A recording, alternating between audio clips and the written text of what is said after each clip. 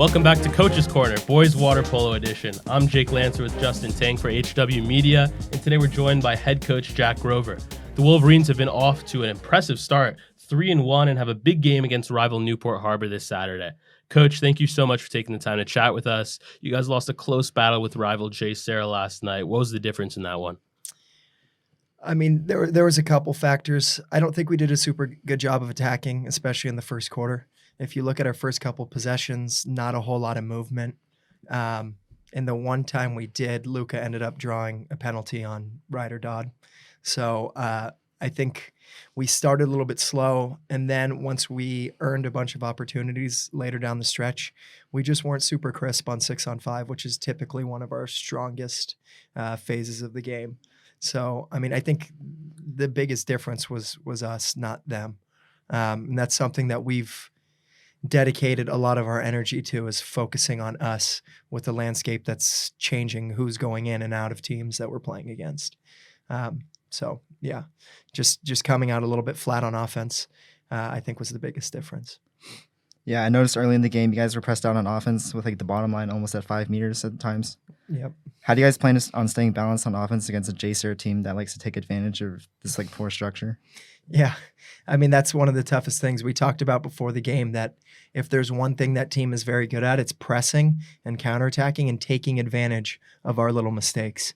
You know, you can look back to a couple of the goals that they scored, and some of them were due to our counterattacks that we didn't finish, and then at least one or two due to us forcing and giving up something the other way. So what it really takes is making them play 30 seconds of defense where we have structure. You said 5 meter line is when we stopped. And I mean, you played for us, where we try and emphasize swimming all the way down to 2 meters. A couple of different ways we've done that is making rules in quarters, which is something we'll for sure continue to do. But I think just watching the film and seeing how they are able to take advantage of this and kill our offense when we have this poor structure, it should be enough. Yeah, I think being part of the counterattack, this is like JSerra's like bread and butter. Like 5 of their 9 goals last night came from counters. You guys are down on 6-on-5 attacks as well. How do you plan on stopping this part of their offense? Making smarter decisions and better passing. I think those are the biggest things. One of those came from a one-on-nobody of ours. Is that correct? And one from a bad pass to a center. It's knowing when to pull back, which comes with experience. I mean, we're not close to the team that we're going to be in 2 months' time, which neither are they. But I think a lot of our guys, they've gotten experience, and they're really coming into roles where they understand how to pull back on something that's just a small opening versus what's a clear solution by making the defense play out their hand. So I think that's the biggest thing, is a little bit more experience, and we will stop giving up those counterattack opportunities. You know, Coach, you talk about time passing and waiting for your guys to develop a little bit more and sort of gain that chemistry. You have a rematch with JSerra in almost a month on homecoming, and there's a high chance you'll see him in the playoffs as well a couple times. Yeah. What's one big takeaway from last night that you're going to sort of take forward with this team before you see them again? I mean, I think the biggest takeaway was we were a little bit rushed in our 6-on-5, and we weren't aggressive enough in our attack. Meaning we're a little bit stagnant, sitting around. We know that they're a team full of big, strong kids. You see their lineup, and there's guys who, if you let them, they will physically grab you and hold you for an entire possession. Yeah. And it's not like that's something we didn't know was going to happen going in.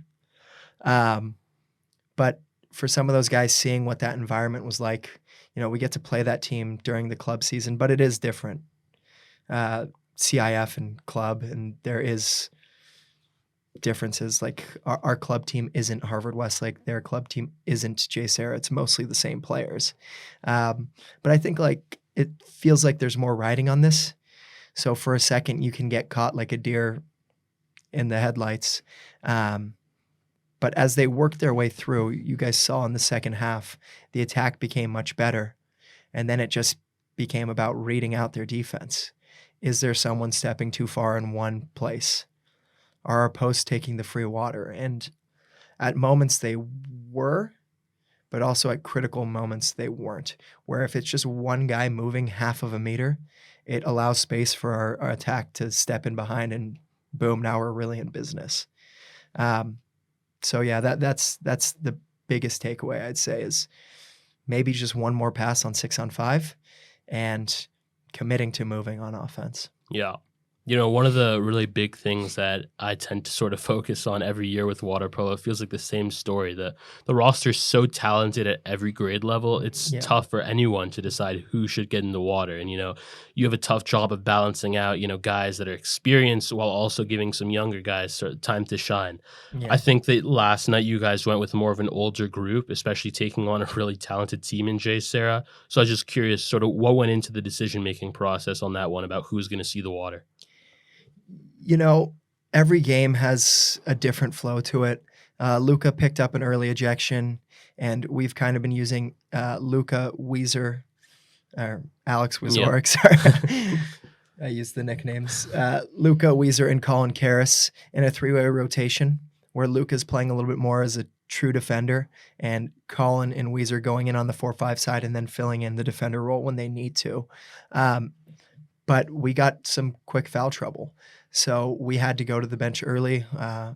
Ramsey had a really good opportunity coming out of the backcourt on a one on nobody. But a lot of that was just because of what the kids do in training every day. Like, I don't think Julian has played in a game against a top 4 team yet. But when we were in foul trouble going into the second quarter, I believe it was, Yeah. I looked at Nico and Nicholas and I said, we should probably run with Julian for a little bit. And it's just because of what the kids prove every single day in the training. You know, we have a lot of guys who aren't content with taking a rep off. So those are the guys that we look to a little bit. You know, the next time we play them, it might be very different. But this year, what we decided to put an emphasis on was everyone embracing whatever their role is in that game. And I think in doing so, more people were ready to enter the game when it became their time. And your role doesn't necessarily mean in the water. I think the energy on the bench that was brought by like Ben Boateng and Andre was contagious. There wasn't 1 second that our team didn't believe that we could win that game. Even 13 seconds or 14 seconds on our timeout 7-on-6 at the very end, they still knew that if we got a quick goal and went out and pressed the goalie, there's a chance that we can tie that game back up. So I think the biggest thing is what people do every single day in the training is what we're probably going to get in the game, and that's what gave me confidence to play the players that we played. Yeah. Like from a more tactical standpoint, like something else I saw last night was how each team earned goals. All our goals came from good looks and centers, 6-on-5 conversions. JSerra had 7 unearned goals, 5 being counters, 2 being foul shots. Yeah. How do you plan to make JSerra work for their goals in future games? You know, I think with those 2 foul shots, if that's what they really have to rely on, that's not the worst thing ever for us. Both of them were pretty well contested. And the one that went in at the end of the second quarter, he shot through 3 blocks and one of the blocks deflected it. So if that's what they have to do, I think that's kind of what we'll take. But that being said, it is unacceptable for 12 seconds. We tie a game with 12 seconds left and a half for us to give up a shot to Ryder. We have a guy sitting, their point was sitting at, 13 meters, do we want to say? Maybe a little bit less than 13 meters. We should be swimming back on Ryder. And that was something that we talked about, making him feel uncomfortable. And I think there were a lot of moments where we did, but we could definitely polish that up a little bit. Something that we talked about in the pregame meeting was no counterattack goals. And if we gave up 5, is what you said, is that counting the penalty? It's goals resulting from counter, as in like exclusions, penalties. Penalties, okay. Yeah, that makes sense. But they're a team that counters super, super hard every time, so limiting those. Justin, you probably remember from last year, we broke down every game that we ended up losing to them. And if we lost by 2, there's typically 3 counter goals that we can look back on that were forced from our poor passes. And they're a team that's so good at punishing it. But I think that we're a smart team and they make decisions like that, and we just didn't really punish them as well. So I think what it really starts with is our attack. If we get down to 2 meters, like we talked about at the very beginning, it takes the counter away from them in some regard. And then we have to press a little bit earlier in transition. The ball going out to the 4-5 side a little bit too easily. And when it gets in a guy like Bodie's hand and he has space to make a pass to Ryder and Tosh, even Taylor, who's moving very well on that side, and I think Gavin, the transfer from Cathedral, he'll be dangerous on that side. It becomes very hard to defend. So we're talking about the relationship of ball pressure on the 4-5 side from our defenders on the 4-5 side, and then trust that you can play a little bit higher on the 1-2 side and force them to go behind, understanding that your guy at X1 is going to have your back for a second. So I think ball pressure is huge, but a lot of it stems from what we're doing in our attack. Yeah, I think a recurring theme from last year is the third quarter. Struggling in the third quarter. Last night we had an 0-2 quarter against J. Sarah. Every other quarter, it was down by 1 or tied, or last quarter is 3-2, I think. Yep. How do you plan to come out stronger in the third quarter? I mean, you know very well what our tendency is as far as training. If we have a 2-hour practice, there's a good chance there's 20 minutes or so that we get away from what we know is going to allow us to be successful. So it's being really intentional about what we're doing in those segments. Something that I've been trying to do a little bit more of lately is let them know exactly what we're going to do and why we're going to do it. So essentially give them the practice plan beforehand. And what I've found is with a little bit of investment on the coach's end, you get a little bit more buy-in typically. Also giving them breaks. So we've been going with the older kids for a 7-minute quarter if we're playing quarters, and then the younger kids for 3 minutes. And during that break, it's almost like a quarter break where they can reset and go on to the next thing. So we've been trying to make practice like segments, which also helps us give them feedback of during this segment we didn't do so well, and you almost treat each practice like it is 4 quarters. So that's one of the ways that we've been trying to combat it, but really being more intentional about what it is that we're doing and why we're doing it. You know, I want to take a step away from the J. Sarah game for a sec. A lot of seniors on this team that have watched older HW alumni sort of run this program, and now they have an opportunity to do so. One guy that I think gets overlooked sometimes just because of how many guys there are is Logan Azizadeh, both in the pool and out of the water. He's a very vocal leader, talented in the water, but also does a great job of getting guys fired up on the sidelines. Absolutely. How have you seen him develop over time in the program, and how has he sort of come into this senior role this year? So we try not to have set captains because we don't want a crazy hierarchy in our team, but we've kind of distinguished him as one of the leaders because he is a guy who can relate to everyone on the team. He does a very good job of coming down to your level, whatever your level is. So that's one of the things that he's been huge with, is getting his teammates on board when there is conflict, being someone who's not afraid to get in the middle of it and say like, hey, what are we really trying to do here? But there's been a bunch of different ways that he's improved. Defensively, I feel like I can really trust him. And as a center, that's a tough thing to do. You go and get beat up for 30 seconds, especially playing against a team like J. Sarah, who has Bodie, who, I mean, do you know his dimensions, Justin? Yeah. Like 6'5". 6'5", and Milan, who's 6'5". But then being able to have awareness behind, so it's not just like he's a black hole with no idea of what's going on behind him. He didn't get as many minutes as I would have liked yesterday, to be honest with you. But the minutes that he did get, he was super, super solid defensively. And having someone who's a senior who has had Brian for 2 years, who has had me for almost 2 years now, who is really reinforcing what the coaching staff is saying. And his goal, actually something that he told me during JOs was he would maybe cut off his pinky so that he could win JOs or CIF.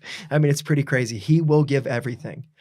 And for younger guys to see a senior not holding anything back in every training, it's really inspirational, and it makes it easier for other guys to do their job when they see a senior who's not necessarily rewarded with playing time all the time. not changing the way that he operates. Yeah. So he's been huge, and he's going to be huge for us this year, whether it's him going in for 4 minutes a quarter or 1 minute a quarter. We call him the little Tasmanian devil because he goes in there and goes crazy, working really hard, never stopping working. And that's just who he is as a person, inside the pool, outside the pool. Yeah. This JSerra roster has always been a team that's relied on transfers for their success, with no exception to this year's team as well. As a testament to your group, what are some of the advantages of the guys having played with each other for several years?